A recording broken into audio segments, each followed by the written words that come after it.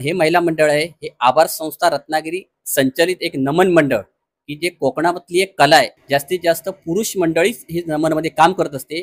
काही कालखंडानंतर पुरुषांमध्ये महिला आल्या, पण एक वेगळं पण दाखवण्यासाठी आभार संस्थेने एक वेगळा प्रयोग केला, की संपूर्ण नमनामध्ये महिलांना घेऊन हे नमन मंडळ स्थापन केलं.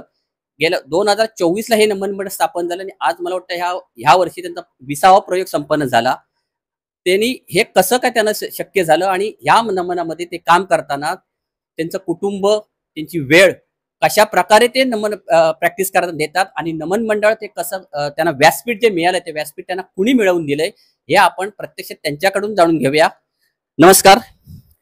मला सांगा तुम्ही हे नमन मंडळ जे स्थापन झालं हे कधी झालं आणि कसं झालं? नमन मंडळ स्थापन करताना आम्हाला पहिल्यांदा वाघेमौलींनी विचारलं की आपण काहीतरी करायला पाहिजे महिलांना घेऊन. तर मग आपण भजनांच्या रूपाने पुढे जाऊया की कसं काय. माझ्या त्यांच्या डोक्यामध्ये महिलांसाठी एक नमन मंडळ स्थापन करूया असा त्यांचा विचार होता.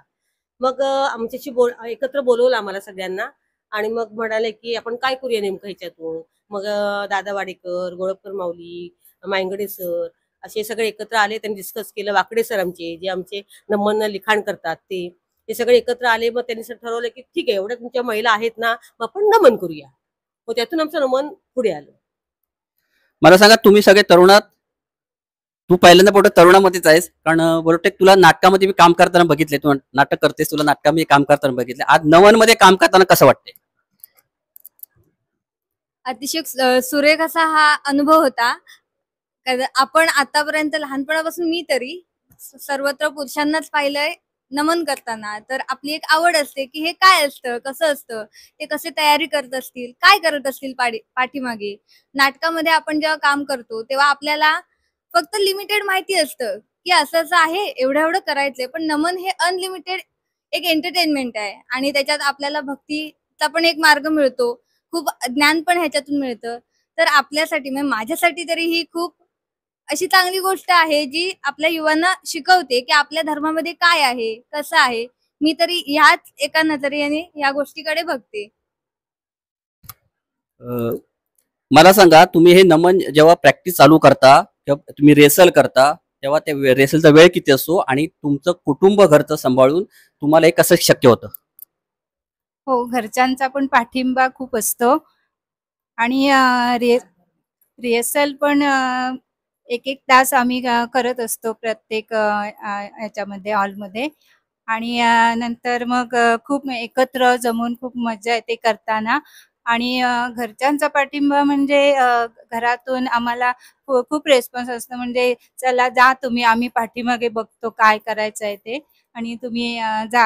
आणि सकाळी पण म्हणजे पहाट होते येताना सुद्धा न्यायला म्हणजे येतातच ते घरचे, म्हणजे आम्ही येतो असं. आणि खूप सरांनी वगैरे, सागर दादा, वाडेकर दादा, असं म्हणजे सगळ्यांनी आम्हाला खूप एकत्र आणून आम्हाला खूप पाठिंबा दिलेला आहे. तुम्ही जेव्हा नमन करता किंवा तुम्ही ह्याच्या आधी कोणत्या कोणत्या काम आहेत नाटकामध्ये किंवा कशामध्ये काम केलं का, की डायरेक्ट तुम्ही नमनामध्ये काम केलंय आणि तुम्हाला हे व्यासपीठ जे मिळवून दिलंय ते तुम्हाला आता काय वाटतं, की 1 वर्ष होऊन गेलंय हे नमन करताना, हे एवढे प्रयोग, तुमचे 20 प्रयोग झालेत, काय वाटतंय तुम्हाला? तुमचा अनुभव काय आहे आणि आता ह्या पुढे तुमच्या डोक्यामध्ये अजून कोणता विचार आहे? मी यापूर्वी कधीच असं नमनात किंवा नाटकात काम केलेलं नव्हतं. भजन फक्त करायची. पण आता नमनामुळे मला एक संधी मिळाली. या वयात पण आम्हाला स्टेजवर उभं राहायची डेअरिंग वाकडे सर, वाघे माऊली, गोळपकर सर सगळ्यांनी आम्हाला इतका पाठिंबा दिला की आम्हाला एक आवडच निर्माण झाली आणि आम्ही ते आवडीने करू लागलो. आता आपल्या सोबत आहेत या आजी. कलेला कधीही वय नसतं आणि तसंच आहे, जेव्हा आपण मैत्री करतो तेव्हा मैत्रीला रंग नसतो, जात नसते, धर्म नसतो. ती मैत्री होते, विचार जुळले की मैत्री जुळते. तसंच आहे, कला ही सादर करताना कोणत्याही प्रकारचं वय बघत नाही. आणि त्यामुळे आता आपल्या सोबत आजी आहेत, आपण त्यांना विचारूया कसं वाटतंय. तुम्ही प्रथमच नमन मध्ये काम करताय का? हो, मी प्रथमच नमन मध्ये काम करते. माझं आता वय 73 आहे. भजनात पण करते मी. भजनामध्ये पण काम हे करता आणि नमनामध्ये पण? नमनामध्ये तुम्ही कोणती भूमिका करता? मी बृहस्पतीची. काय वाटतंय भूमिका करताना? छान आवड. टाइम्स डिजिटलला लाईक करा, सबस्क्राईब करा, शेअर करा आणि बेल आयकॉन दाबायला विसरू नका. पाहत रहा टाइम्स डिजिटल.